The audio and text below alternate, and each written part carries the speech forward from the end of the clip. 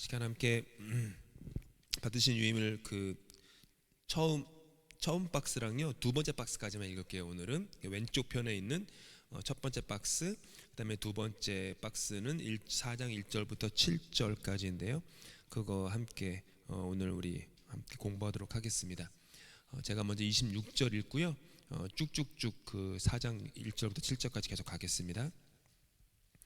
너희가 다 믿음으로 말미암아 그리스도 예수 안에서 하나님의 아들이 되었으니 누구든지 그리스도와 합하기 위하여 세례를 받은 자는 그리스도로 옷 입었느니라. 너희는 유대인이나 헬라인이나 종이나 자유인이나 남자나 여자나 다 그리스도 예수 안에서 하나이니라. 곧 아브라함의 자손이요 약속대로 유업을 이을 자니라. 내가 또 말하노니 유업을 이을 자가 모든 것의 주인이나 어렸을 동안에는 종과 다름이 없어서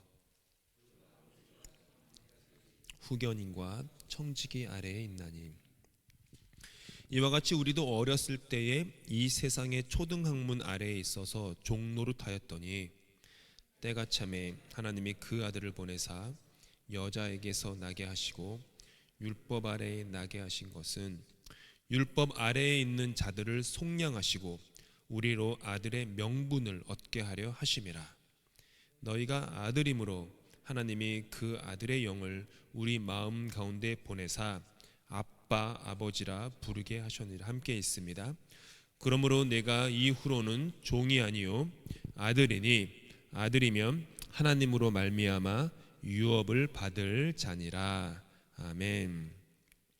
우리가 가진 개정이나 개역 성경 대부분의 성경은 이렇게 3장 29절 그다음에 4장 1절 나눠지는데 사도 바울의 그 논지의 전개상 그 3장 26절부터 4장 7절까지는 계속 쭉 이어지는 거예요. 그래서 3장 26절부터 29절까지가 먼저 이제 그 전에 얘기했던 내용들을 한 번 더 되짚어 보고, 그 다음에 공부하다 보면은 한국에도 그거 있잖아요. 심화학습, 그리고 혹은 좀 뉴스 방송에 보면은 방송 보도를 한 다음에 그러면 한 걸음 더 들어가 보겠습니다라고 얘기하는 그 아나운서의 그 멘트가 있어요. 그런 것처럼 한 걸음 더 들어가 봐서 심화학습을 하는 게 4장 1절부터 7절 말씀이 되겠습니다. 그래서 그렇게 보도록 할게요. 우선 3장 26절이 있었는데 그 전에 이제 3장 1절부터 이제 쭉 나오는 말씀은 아브라함의 자손이 누구냐라는 거였어요. 아브라함의 자손이 누구냐? 아브라함의 자손. 근데 이 아브라함의 자손이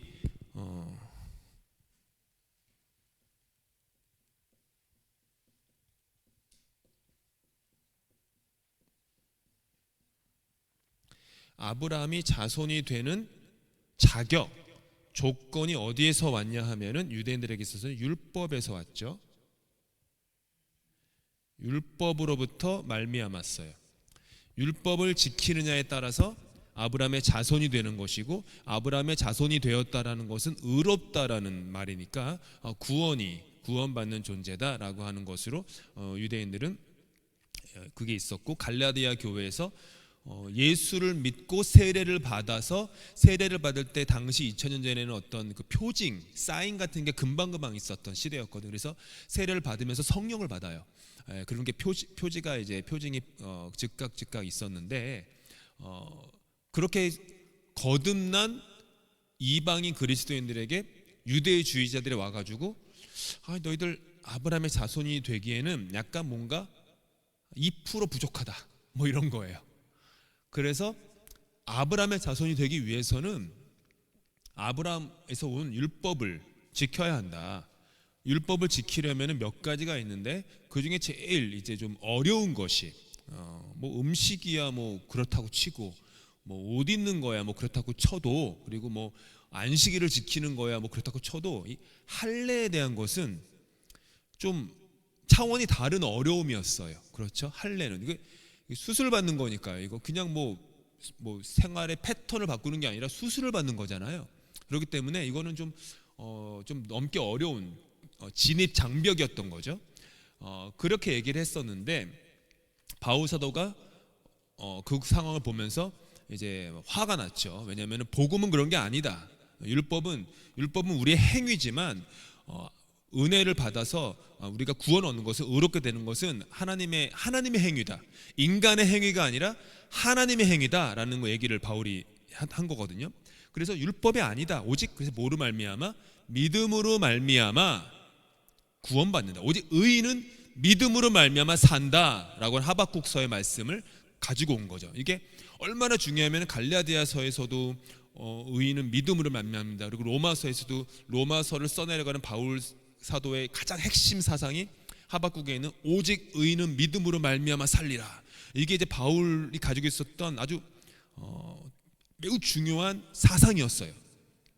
우리도 그게 있어야 돼요.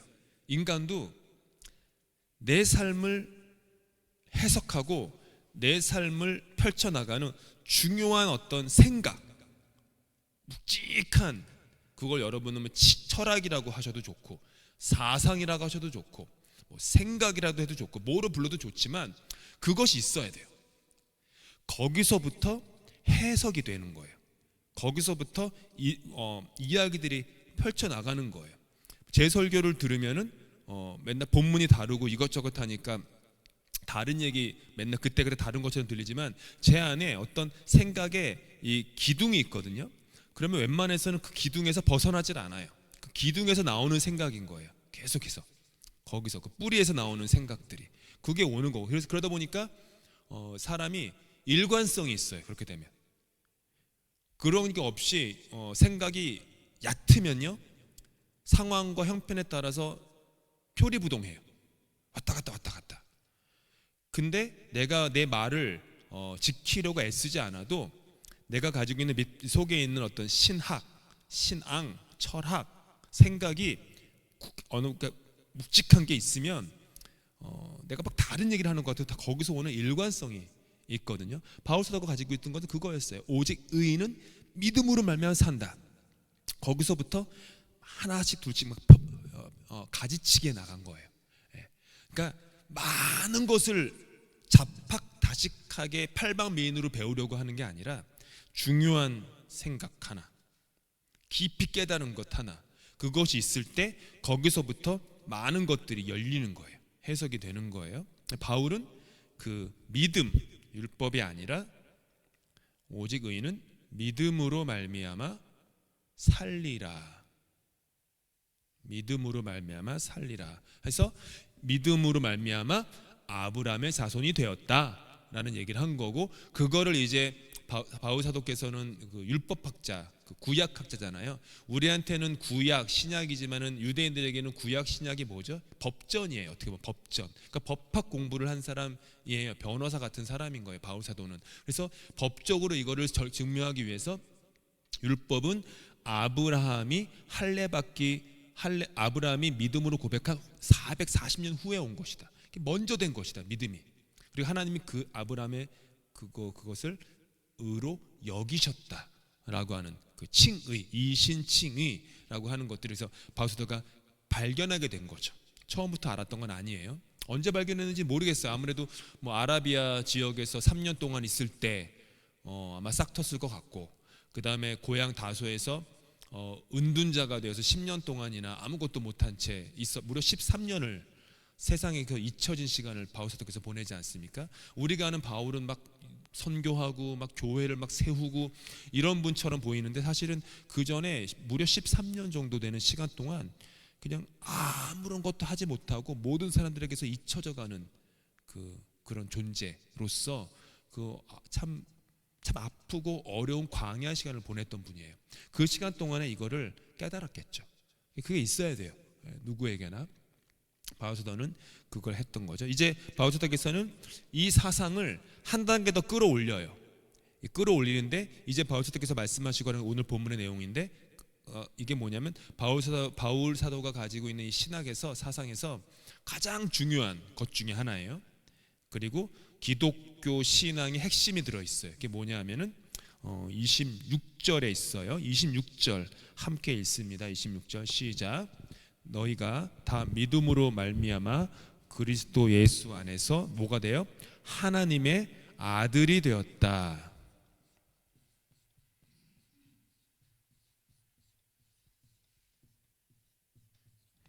하나님의 아들, 이게 바울의 신학의 핵심 신학 중에 하나예요. 하나님의 아들이 되다. 하나님의 아들.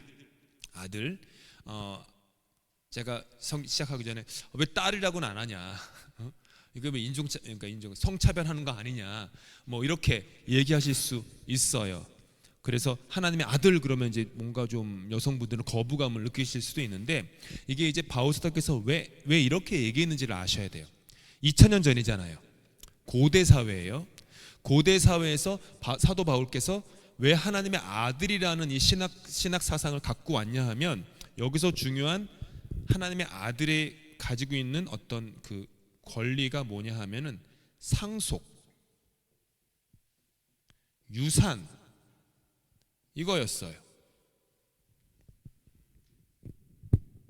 고대 사회에서 딸은 재산을 상속받지 못했어요.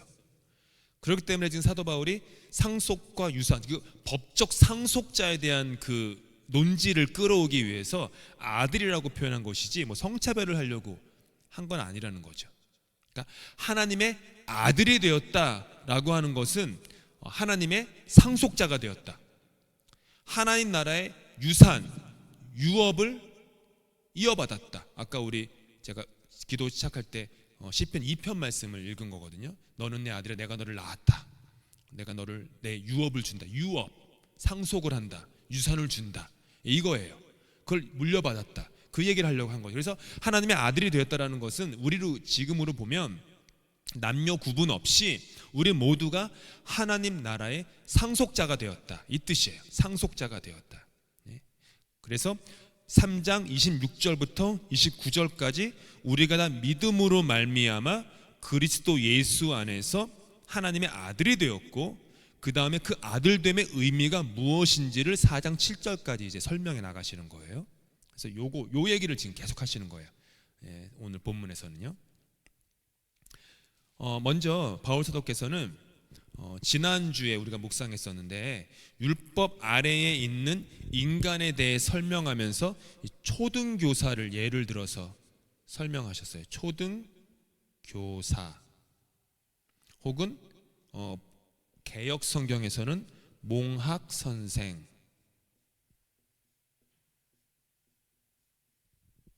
이거죠. 이 파이다고고스, 헬라어로 파이다고고스인데 이제 가복이라는 거예요. 이렇게 집안의 종, 가복, 이런 건데, 엄밀히 말해서는 선생은 아니에요. 엄밀히 말하면 선생은 아니에요. 누구냐 하면 가족들과 오랫동안 같이 산 사람이에요. 그래서 아주 믿을 만한 사람, 특별히 나이가 든 종들이 파이다고고스가 됐어요. 그 사람들은 자녀들의 그 집안의 자녀들의 그 도덕적인 그 훈도를 맡아서 훌륭한 인간이 되도록 가르치던 사람이었죠. 뭐 옛날로 치면은 아브라함 때, 우리가 아브라함 성경 공부할 때 아브라함의 신뢰받는 종이었던 엘리에셀이 있었잖아요. 그 엘리에셀이 이 파이다고고스 같은 사람이죠. 근데 이 파이다고고스 초등교사 혹은 몽학 선생에게 있어서 가장 중요한 책임이 있어요. 그 무엇보다 우선되는 책임. 바울이 볼 때 우선되는 책임이 뭐였냐 하면, 자녀를 가르치는 것이 아니라 그 집안의 주인의 자녀를 무사히 학교까지 데리고 가서 선생에게 위탁하는 것. 이게 초등교사의 넘버원 책임이에요. 아시겠죠? 그 많이 하시는 거. 손주들 뭐 가끔 뭐 자녀들 여행 가면 학교 데려다 줘서 가르치진 않아요. 내가 선생은 아니니까. 근데 학교 앞에 내려다 놓는 거예요. 그 다음에 우리 손주가, 그리고 우리 예전에 여러분 젊으셨을 때는 여러분 자녀가 학교에 갈 수 있도록 선생에게 맡기는 것. 이게 초등교사 몽학 선생의 넘버원 리스폰시빌리티예요. 넘버원. 근데 바울은 그게 율법이다라는 거예요. 율법의 기능이 그거다. 즉 율법은 초등교사처럼 우리를 그리스도께 데려가는 역할을 했다라는 거예요. 거기까지 한다라는 거예요. 그리스도를 데려간다. 즉 인간을 그리스도께로 인도하는 역할을 지금까지 했던 것이다. 왜냐하면 율법은 지키려고 하면 지킬수록 만약 그 인간이 위선적이지 않고 정직하다면, 진실하다면 나는 율법을 지키기에는 조금도 실력도 없고 능력도 없고 불가능하다라는 것을 깨닫게 해준다라는 거. 율법이 불가능하다라는, 이건 내가 절대로 지킬 수가 없어. 율법은 절대로 지킬 수가 없기 때문에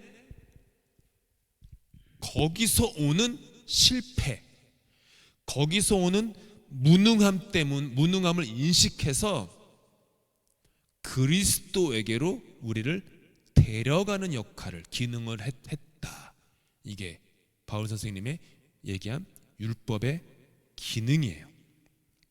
아시겠죠? 그러니까 율법이 소용없다라는 얘기를 하시는 게 아니에요.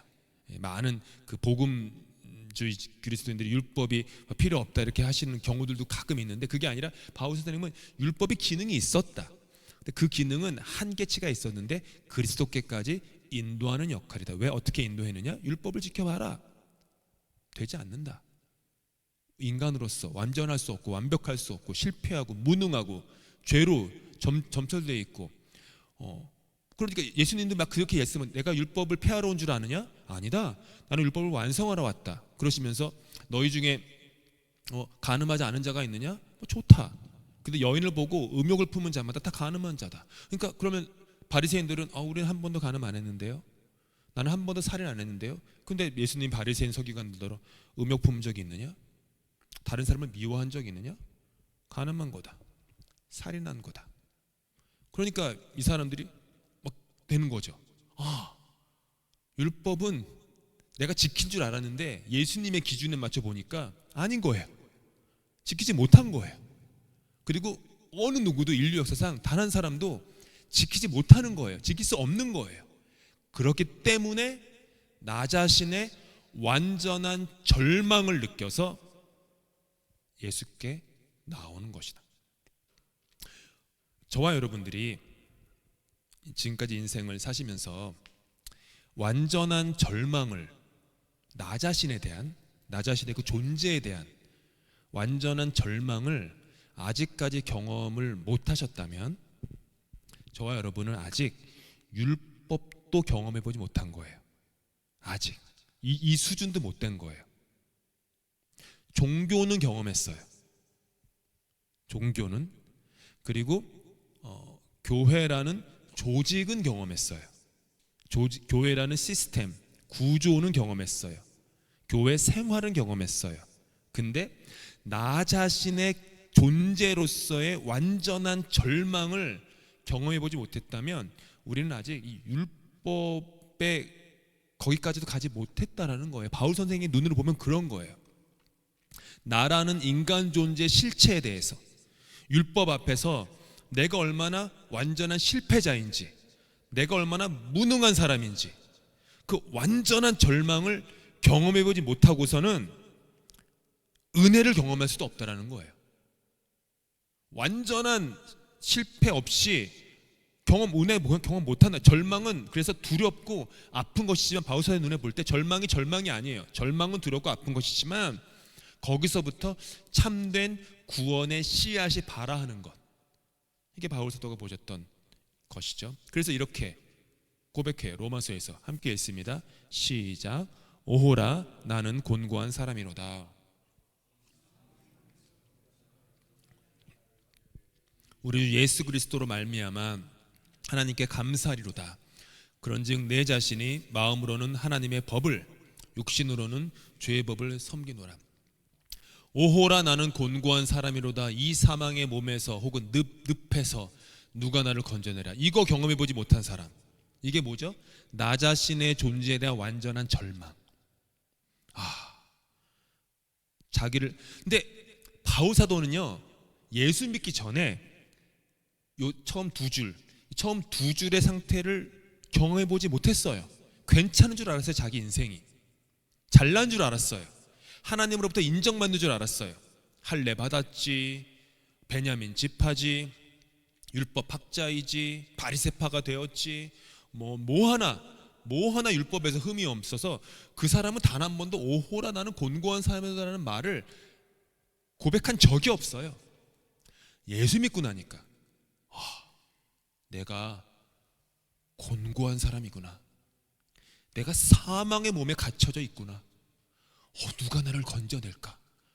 여러분 이거 좀 이 느낌이 좀 오시면 좋겠는데, 바울 사도의 이 피 끓는 이 절망, 이 어둠, 이거를. 근데 끝나지 않잖아요. 그 다음에 여기서 끝난 다음에 그 다음에 느낌표가만 나와요. 우리 주 예수 그리스도로 말미암아 하나님께 감사하리로다. 주님 예수의 은혜 때문에 나는 삽니다. 이게 다른 말로 하면 오직 의인은 믿음으로 말미암아 삽니다, 이 얘기예요. 저게 간증, 유명하신 분들 간증을 들어보면 대부분 예수 믿기 전에는 요 상태였다가, 공고한 사람이었다가 윤리 도덕적으로 잘못한 삶을 살다가 예수 믿은 다음에 괜찮아졌다, 요런 순서로 가요. 그렇죠? 좋아하시는 간증 고백을 한번 생각해 보세요. 대부분 그 순서예요. 이전의 삶이 얼마나 시궁창이었는데 예수 믿은 다음에 내가 참 윤리 도덕적으로 혹은 참 괜찮은 사람으로 참 변화되었다, 요런 전개예요. 바울의 간증은 반대예요. 나 참 괜찮은 사람이었다, 예수 믿기 전에. 나 참 잘난 사람이었다. 나 참 의로운 사람이었다. 흠이 없었다. 하나님으로부터 아브라함의 자손이었다. 예수 믿은 다음에 뭐가 돼요? 곤고한 사람이 된 거예요. 사망의 몸에서 누가 나를 건져낼까 고백하는 게 얼마나 달라요, 우리의 간증과. 그렇죠? 순서가 다르잖아요. 이게 바울이 경험한 중생이었어요. 중생, 거듭남이었어요. 이렇게 완전한 절망을, 존재의 절망을 제대로 경험해보지 못하면 진정한 은혜도 경험할 수 없죠. 이제 바울 사도께서는 이제 예수 그리스도 안에서 하나님의 아들 된 것을 어떤 한 의식을 통해 설명하세요. 그게 뭐냐 하면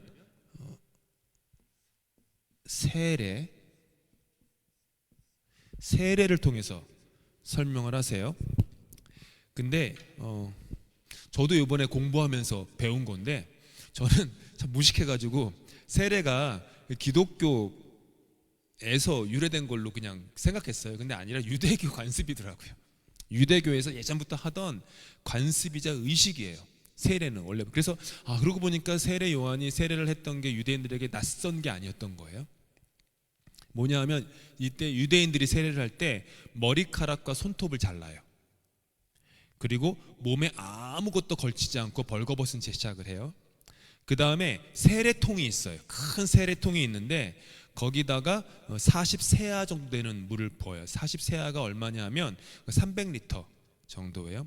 300리터를 담는 이유는 온몸이 물에 잠길 정도의 물을 세례통에 담는다는 뜻이죠. 그 담근 다음에 물에 이제 들어가요. 그 다음에 그 사람 앞에 3명의 세례 아버지들, Fathers of Baptism, 세례 아버지들이 있나 봐요. 천주교나 이런 데서 봐서는 Godfather 정도 되나 보죠. 세례 아버지들이 있고, 그 3명의 세례 아버지들 앞에서 자신의 신앙을 고백해요.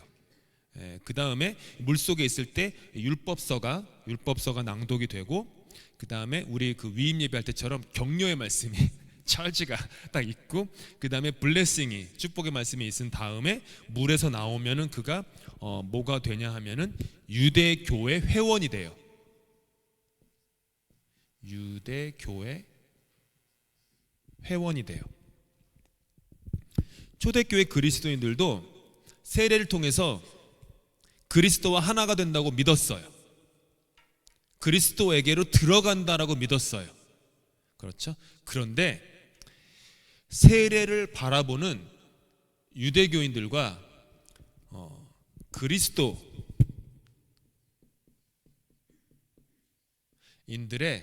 차이가 있어요.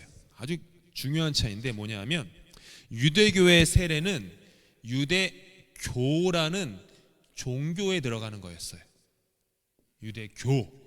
유대 교회에 입회되는 거예요.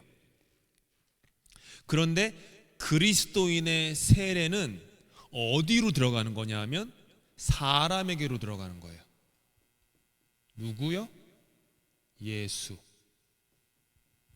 이게 큰 차이예요. 이게 매우 큰 차이예요. 제가 요번에 공부하면서 깨달은 건데, 그러니까 유대교의 세례는 유대교라는 종교에 받아들여지는 데 있지만 그게 클라이맥스예요. 우리 기독교의 세례는 그리스도라는 person, 인격, 사람, 그분에게로 받아들여진다. 그래서 유대교의 세례는 종교적이지만 기독교의 세례는 뭐가 돼요? 인격적이에요. 인격적. 우리의 인격으로 세례받는 거예요. 그래서 바울 사도께서 이 사람에게로 입회되는 것, 사람에게로 들어가는 것, 인격적으로 세례받는 것에 대해서 설명하기 위해서 가지고 오신 게 뭐냐 하면은 그리스도로 옷 입는다라는 말씀을 이제 그 다음 구절부터 갖고 오신 거예요. 옷.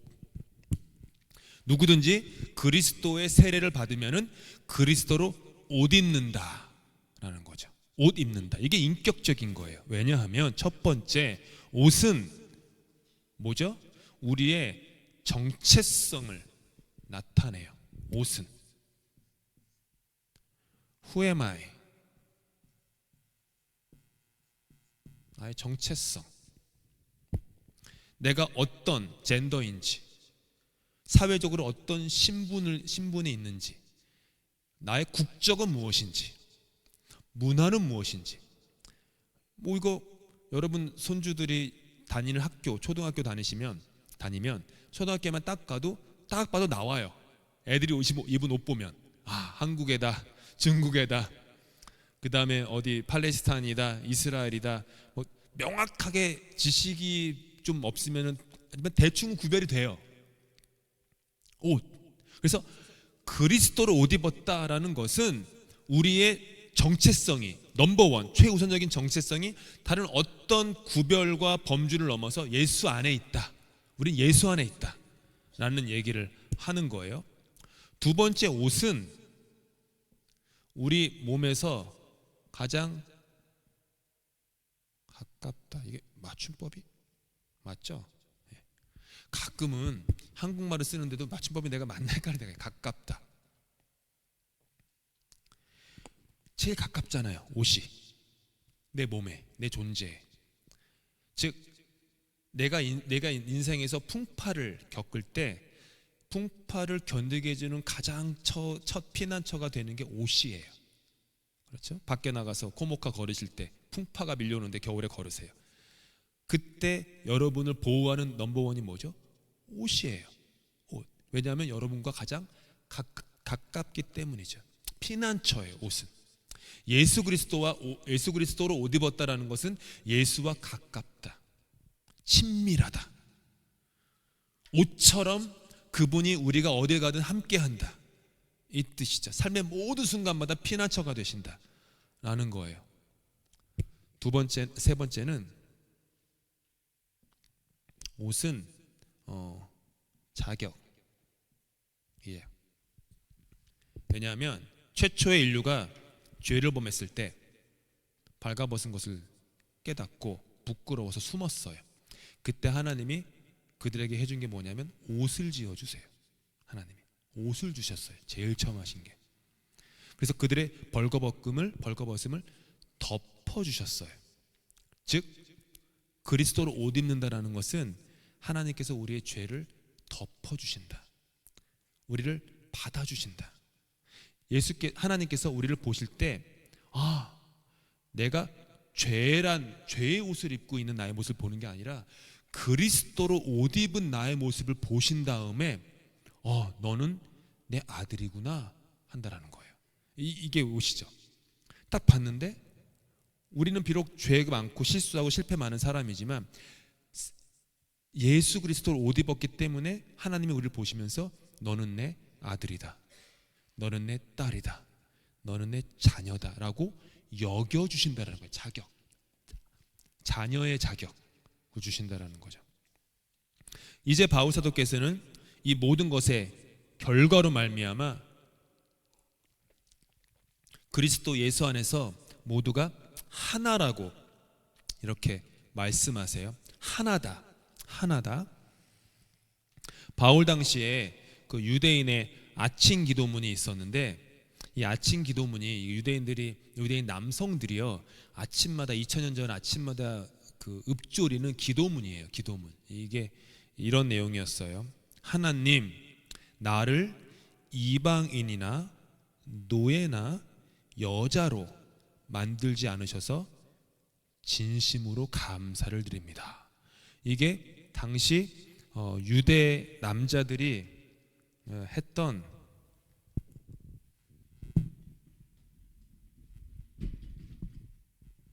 아침 기도문이에요.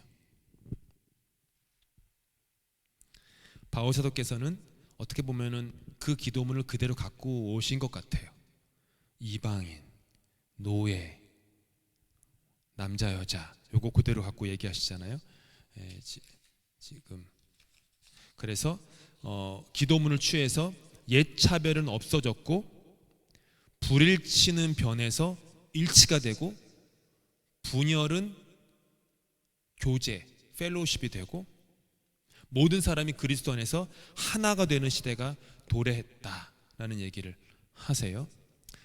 지금 여기서 볼 수 있는 게 사람들 사이에 가르는 이 담장이 있는데, 첫 번째가 유대인, 그 다음에 뭐죠? 유대인과 헬라인. 헬라인이라는 말은 당시에 이방인이라는 뜻이에요. 유대인이 아닌 모든 사람. 이것은 문화의 장벽이겠죠. 문화. 그래서 하나님께 당시 사람을 받아들여지기 위해서는 특정 문화에 속해야만 한다라는 생각을 가졌던 거예요. 이게 세다 보면은 불과 몇십 년 전에까지 있었던 캐나다 원주민 학교 이런 게 되는 거예요. 하나님께 받아들이기 위해서는 어떤 특정한 문화가 있어야 한다라고 하는 그런 게 되죠. 그 다음에 종과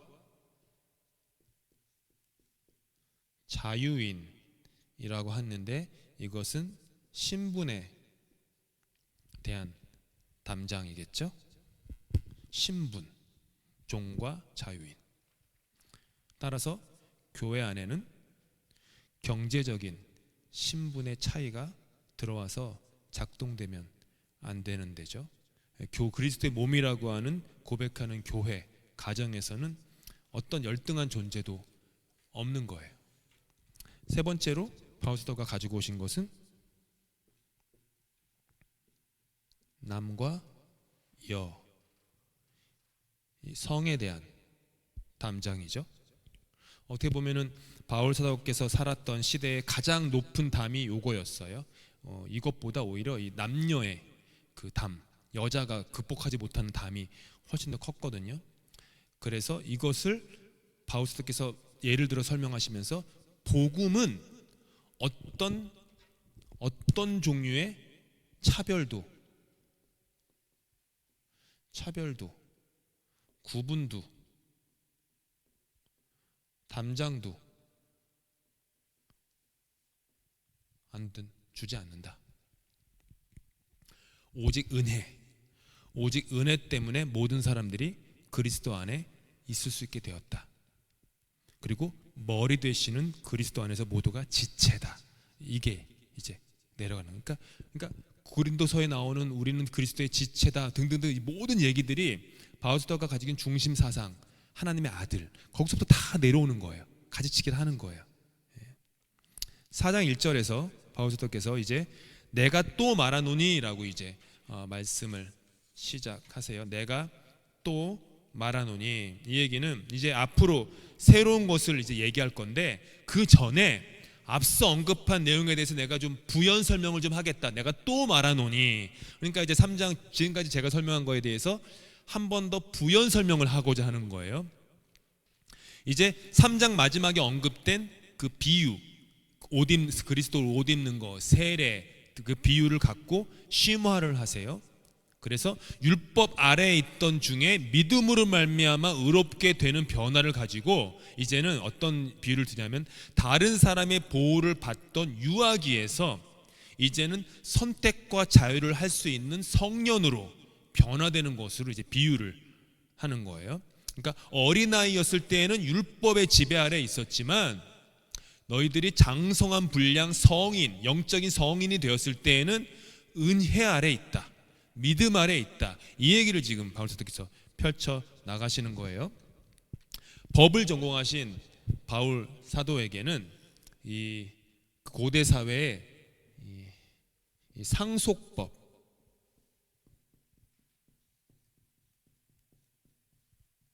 상속법이 매우 익숙한 것이었어요.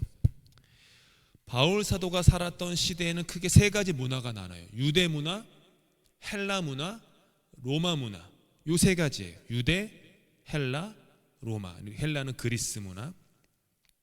그리고 이 세 가지 문화마다 그 아들로 치면 소년이 성인이 되는 그 과정이 굉장히 뚜렷해요. 아주 그냥 칼로 무자르듯이 그냥 정확하게 요때부터 소년, 요때부터 성인, 이게 아주 명확했어요. 세 개 다.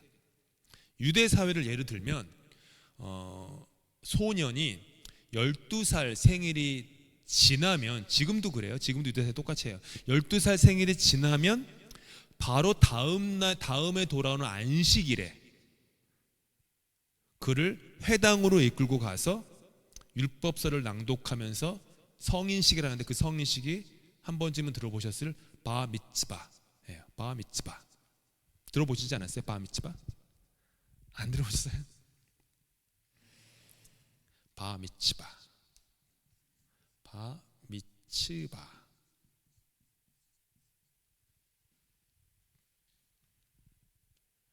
바는 아들이고요, 미츠바는 율법이에요.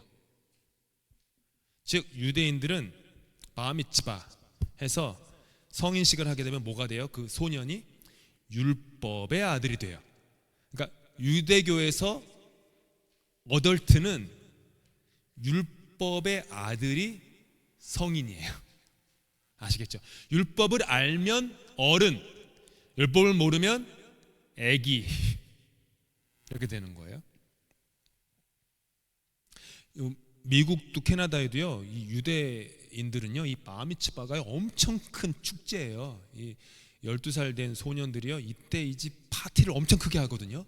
그래서 이때 뭘 해야 되나 하고 얼마 전에 막 전 세계를 휩쓸었던 넘버원 넷플릭스 무비가 이 여자애가 그 성인식 되는 그 코미디, 아담 샌들러가 나오는 코미디물이 있었어요. 이게 여자는 또 뭐냐 하면 바트 미츠바. 예상하다시피 바트는 딸, 율법의 딸 이래요. 그래서 바 미츠바는 남자에게, 바트 미츠바는 여자에게 굉장히 중요한 거였어요. 그래서 요거를 하고 나면 이때를 기점으로 하룻밤 사이에 성인이 돼요. 어린이와 성인을 구별하는 분명한 줄이 있었던 거죠. 헬라 사회에서는 그러면은 어땠냐? 조금 늦게 성인으로 인정해서 18세가 되면, 아버지의 보호 아래 있다가 18세가 되면 에페보스라는 사람이, 에페보스가 뭐냐면 후보생, 견습생이 돼요. 그 다음에 2년 동안 국가의 관리 아래 있다가 이제 아파투리아라고 하는 축제가 있어요. 아파투리아라는 축제에서 마을의 여러 시족, 아테네에는 12개의 시족이 있었는데 그 시족 중에 한 시족을 본인이 선택을 해요. 그래서 내가 어느 시족의 일원이 되기로 결정하면 그때 성인이 되는 거예요. 그게 이제 헬라 문화예요. 이때 그동안 길렀던 긴 머리카락을 잘라서 신들에게 바치죠. 이때도 명확하게 성인이 되는 지점이 있어요. 로마 사회는 약간 좀 애매한데 보통은 14세에서 17세 때 성인이 돼요. 그래서 지금도 아마 할 것 같은데 리베랄리아라고 해요. 이 이태리 사회에서는 리베랄리아라고 하는데 가족 안에서 일어나요. 가족 안에서 일어나는 거룩한 의식인데 이때 이 소년이 자색띠가 둘러진 긴 겉옷을 입고 있었는데 그것을 벗고 어른들만 입을 수 있는 아무 장식이 없는 긴 옷을 입어요. 그 다음에 친구들이나 친척들의 인도를 받아서 광장, 유럽에 여행 가보시면은 그 마을 중앙에 광장이 많잖아요. 그 딱 공터 같은 그 광장으로 데리고 가서 공적인 생활에 들어가도록 모든 타운 사람들 앞에서 소개를 받아요. 어른이 되는 날에 그 로마 사회에서 소년은 공을 신에게 바치고, 아폴로 신에게 특별히, 소년은 인형을 신에게 바쳐요. 아폴로 신에게. 왜냐하면은 내가 이제 어렸을 때, 소년에게는 공이 중요하고 소년은 인형이 중요하니까 어렸을 때 일을 내가 버립니다. 이 뜻이에요. 내가 이제 어린이 놀이 애처럼 살지 않겠습니다. 그걸 아폴로 신에게 바치죠. 이때도 뚜렷하게 성인이 되는 날이 있었어요. 세계의 문화 모두에서 소년은 아버지의 아들로서 이 상속자의 신분은 주어졌는데 신분은 있어요. 근데 권리는 없어요.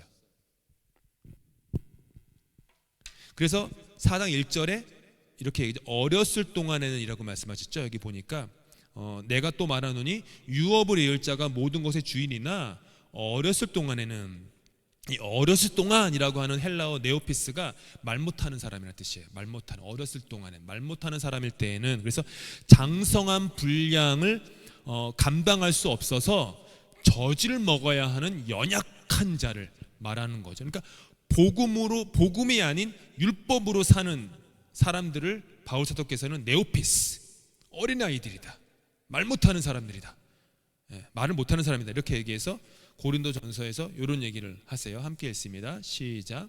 형제들아, 내가 신령한 자들을 대함과 같이 그리스도 안에서 어린아이들을 대함과 같이 하노라. 내가 너희를 저주로 먹이고 법으로 안내하였노니 이 너희가 감당하지 못하였음이거니와 지금도 못함. 신령한 복음의 비밀을 말해야 되는데 고린도 교회 사람들이, 기독교인들이 어린아이인 거예요. 어린아이, 철부지 어린아이인 거예요. 아직도 율법에 있는. 그러니까 내가 도무지 이 복음을 설파할 수가 없구나. 그래서 할 수 없이 너희가 감당하지 못하기 때문에 저주를 준다. 밥을 줘야 되는데 너희가 씹을 수 있는 이빨에 힘이 없는 어린아이이기 때문에 젖밖에 못 주는구나. 안타까워하는 마음이에요.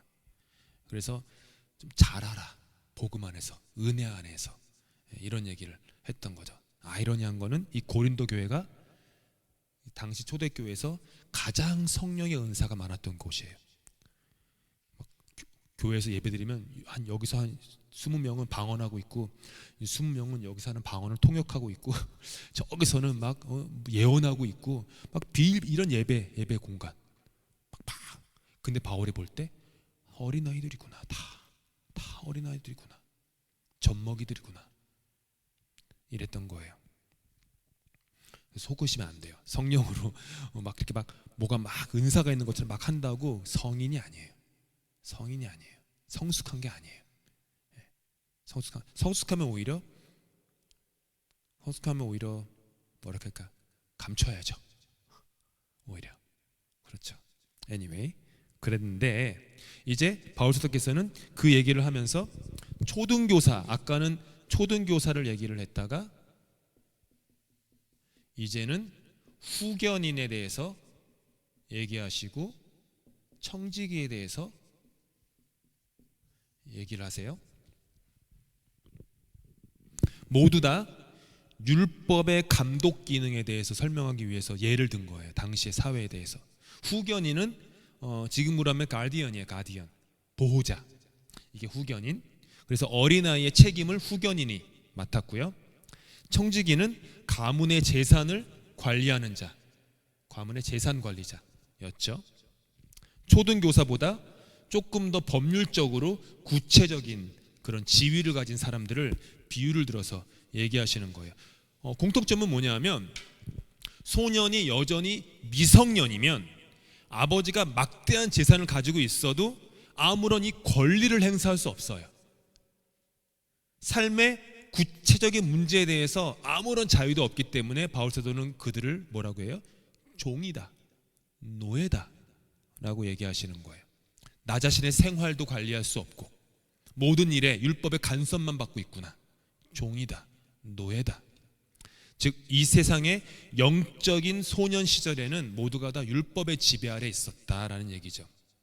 이 율법이 때로는 후견인 역할을 했었고 때로는 청지기 역할을 했었다. 그런데 이 율법은 하나님에 대한 기본 지식에 불과하다. 그래서 바울 사도가 가지고 온 이들이 하는 일들을 가지고 오는 기본 지식이 뭐냐면 초등학문이라고 얘기하세요. 몇 절에 있죠? 초등학문이라고 얘기하세요. 4장에 3절이죠. 초등학문. 초등학문이 스토이케이아라는 헬라어인데, 스토이케이아는 뭐냐면 차례, 질서, 줄 이런 뜻이에요. 어떤 것을 한 줄로 세워놓는 거를 이제 초등학문이라 그러는데, 그래서 뭐 군인들이 줄 세워 있는 거, 뭐 그런 거예요. 딱딱딱 이렇게 줄 서 있는 거, 이렇게 이거를 초등학문. 줄 서다 보니까 이제 뭐 A, B, C, D 뭐 이런 식으로 하다 보니까 여기서부터 이제 교훈이나 지식의 초보적인 것으로 의미가 발전하게 되었고, 나중에는 하늘을 보면 줄 서 있는 것들이 있잖아요. 그게 뭐죠? 별들. 하늘에 별들이 줄 서 있잖아요. 그래서 초등학문 스토이케이아 그러면은요, 당시에는 점성술을 얘기를 해서 점성술. 네, 점성술. 고대 세계에는 이 점성술이 대단하잖아요. 한국에서 뭐 드라마 보면은, 옛날 드라마 나오면은 꼭 어떤 한 사람이 어느 별 아래에서 태어나 가지고 그 별의 그 모든 운명이 그 별에 고정되는 것 같은 거, 네, 그런 것들이 다 동서양의 막론하고 다 있거든요. 네, 그런 어떤 초등학문을 얘기를 하는 거예요. 바울 사도께서는 초등학문이라는 단어를 써서 모든 인간이 초보적이고 불완전한 지식 아래에 지배를 받던 어린아이였다. 신부는 상속자인데 성인이 되지 못했기 때문에 자녀된 권세는 행사하지 못하는 처지, 그게 율법 아래 인간이었다. 그러던 중에 때가 참에, 4절에서 때가 참에, 그러니까 때가 가득 충만함에, 즉 하나님이 주권적으로 작정하신 기간이 오니까 그리스도가 오셨다. 이 땅에 오셨다. 그리고 그리스도께서 율법의 모든 저주, 지난주에 봤죠? 율법의 모든 저주를 지고 나무에 달린 자가 되어서 인간을 해방시키셨다. 그래서 인간은 율법의 노예가 아니다. 다른 말로 하면 어린아이가 아니다라는 얘기예요. 율법의 노예가 아니다. 어린아이가 아니다. 초등교사의 인도를 받지도 않고 후견인이나 청지기의 감독하에 있지도 않다. 이제는 하나님의 자녀가 됐다. 그리고 유산의 상속자가 되었다. 상속자가 되었다. 하나님의 자녀됨, 이것이 바울 신학의 근간이었어요. 마무리하면, 그러면 내가 하나님의 아들이고 하나님의 딸인 것을, 목사님 내가 어떻게 할 수 있어요? 바울 선생님 내가 어떻게 할 수 있어요? 이런 질문이 있었나 봐요. 바울 선생님은 그걸 뭐라고 얘기하냐면은, 너희 안에 이미 거하시는 뭐가 있어요? 아들의 영이 있다. 본문에 나와요. 아들의 영이 있다. 그 아들의 영이 너희가 하나님의 아들이고 하나님의 딸인 것을 증거한다. 그 아들의 영이 증거한다.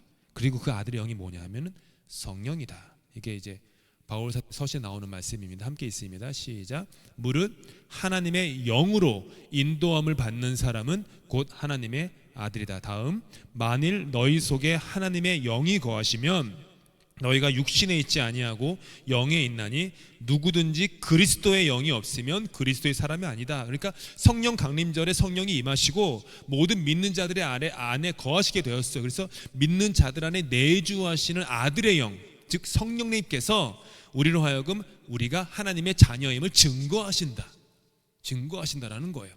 이 아들의 영, 성령으로 말미암아 우리가 하나님을 뭐라고 부를 수가 있어요. 뭐라고 부르죠? 여기 보니까 뭐라고 써 있어요? 크게 얘기하셔야 돼요. 아빠, 아버지.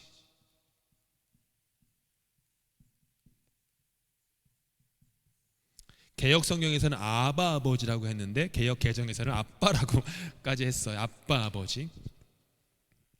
아빠는 한국 분들에게 익숙하죠. 아빠. 이게 아버지라는 아람어예요. 아람어. 성경은 엄밀히 얘기하면 세 가지 언어로 쓰였어요. 성경은 히브리어, 헬라어, 그다음에 아람어가 있어요. 아람어는 당시 사람들이 쓰는 일상의 언어였어요. 지금은 이제 없는 언어인데, 예수님도 엘리 엘리 라마 사박다니 이거 있죠. 이건 헬라어도 아니에요. 히브리어도 아니고 아람어예요. 아람어. 그래서 그런 아빠라는 말은 이제 아버지에 대한 아람어. 그러니까 인간의 가장 깊은 곳에서 나오는 그 부르짖음, 아빠, 아빠, 아빠 이런 거예요.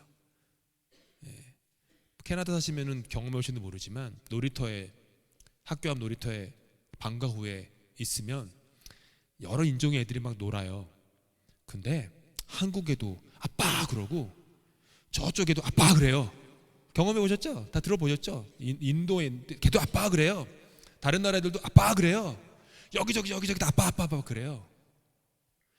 인간 존재의 본능에서부터 올라오는 그 신적인 존재를 향한 부르짖음이에요. 아빠, 아버지라는 고백을 바울은 우리가 그냥 할 수 있지 않다.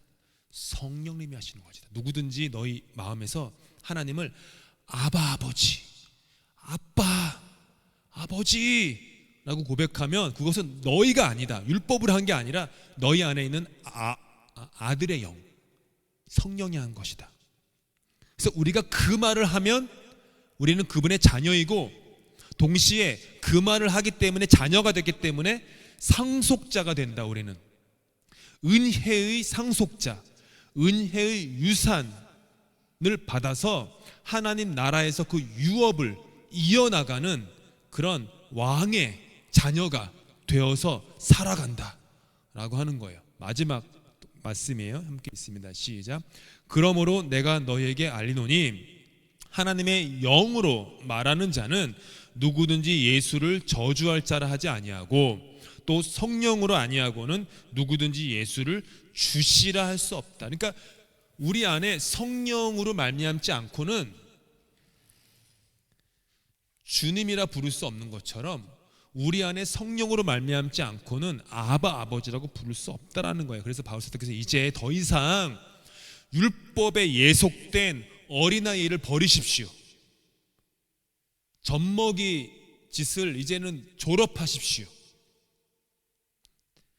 은혜로 말미암아, 믿음으로 말미암아 상속자답게 이제 그 권리를 누리십시오. 그게 복음이라는 거예요. 율법에 매이지 마십시오. 율법이 기능이 있지만 더 이상 거기에 매이지 말고 이제 자유하십시오. 어른이 되십시오. 복음 안에서 다른 사람을 품으십시오. 남자나 여자나 자유자나 종이나 헬라인이나 이방인이나 문화, 신분, 그런 모든 것에 상관없이 품으십시오. 사랑하십시오. 세상에서 너 이거 해야 돼, 저거 해야 돼, 그래야지 구원받아라고 하는 수많은 율법의 소리가 들려도 거기에 넘어가지 마십시오. 이미 당신은 구원받았습니다. 당신이 해나가는 일들은 구원을 얻기 위한 율법의 몸부림이 아니라 이미 구원받은 자로서 그 감사와 감격이 너무너무 복받쳐서 내가 하나님께 뭐라도 더 드릴 수 없을까? 이 목소리라도, 이 몸이라도, 내 시간이라도, 내 정성이라도 뭔가 드릴 수 없을까? 그렇게 드리라는 거예요. 예배를 드리러 올 때에도 율법 때문에 예배를 들어오지 말고 이 어른, 상속자로서, 은혜로서, 믿음으로서 예배를 드리고 봉사를 해도 섬김을 해도 다 그렇게 하라는 거예요. 어린아이를 벗어버리고 성인이 되어라. 오직 믿음으로 살아라 라고 얘기하면서 갈라디아 교인들에게 이제 좀 어떻게 보면 갈라디아 교인들이 grow up 이런 얘기예요. 너희들 너무 유치하다. 어떻게 그러냐. 이제 좀 어른이 되어라. 이렇게 안타까운 아버지의 마음으로 바울 사도가 그런 말 있잖아요. 내가 너희들을 젖먹이로 키웠다. 내가 젖을 먹이는 마음으로 너희를 키웠다. 바울 사도는 이 그 교인들을 향한 이 젖을 먹이는 엄마의 마음이 있었거든요. 그러다 보니까 좀 이제는 좀 커라. 어른이 되어라. 그래서 그 유업을 이을 자로 이 땅에서 복음을 증거하며 살아라 이런 얘기를 했던 거죠. 네, 여기까지 오늘 이제 4장 7절까지 봤고요. 다음 주에 4장 8절부터 볼 테니까 요 핸드아웃 유인물 갖고 오시면 감사하겠습니다. 함께 기도하십시다. 사랑의 하나님, 자녀로 우리를 부르셨는데 우리는 여전히 율법 아래에서 그 초등교사, 후견인, 청지기 아래에서 어린아이로 살고 있진 않은지 돌아보게 하시니 감사합니다. 주님, 나 한 사람 한 사람이 은혜의 어른이 되도록 도와주시옵소서. 내가 우리 가정에서 먼저 은혜의 은혜와 믿음의 성인 어른이 됨으로 말미암아 우리 가정을 성숙하게 하는 그런 유업을 잇는 자로 사용하여 주시옵소서. 나로 말미암아 내가 속한 이 교회가 율법의 어린아이를 벗어버리고 복음의 은혜, 오직 의인은 믿음으로 말미암아 살리라 하시는 그 어른의 성숙한 그 장성한 분량에 이르기까지 나아갈 수 있도록 주님 우리를 붙잡아 주시기를 소망합니다. 그래서 그 하나님의 그 나라의 유업을 우리 교회가 이어받아서 우리가 교회가 있는 구석구석 곳곳에 또 지역사회 모든 사람들에게 그렇게 하나님의 유업을 나타내고 하나님을 증거하는 그런 교회로 우리를 삼아주시기를 간절히 소망합니다. 우리 주님께서 하시 기도로 성경 공부 마칩니다. 하늘에 계신 우리 아버지, 아버지의 이름을 거룩하게 하시며 아버지의 나라가 오게 하시며 아버지의 뜻이 하늘에서와 같이 땅에서도 이루어지게 하소서. 오늘 우리에게 일용할 양식을 주시고 우리가 우리에게 잘못한 사람을 용서해 준 것 같이 우리 죄를 용서하여 주시고 우리를 시험에 빠지지 않게 하시고 악에서 구하소서. 나라와 권능과 영광이 영원히 아버지의 것입니다. 아멘.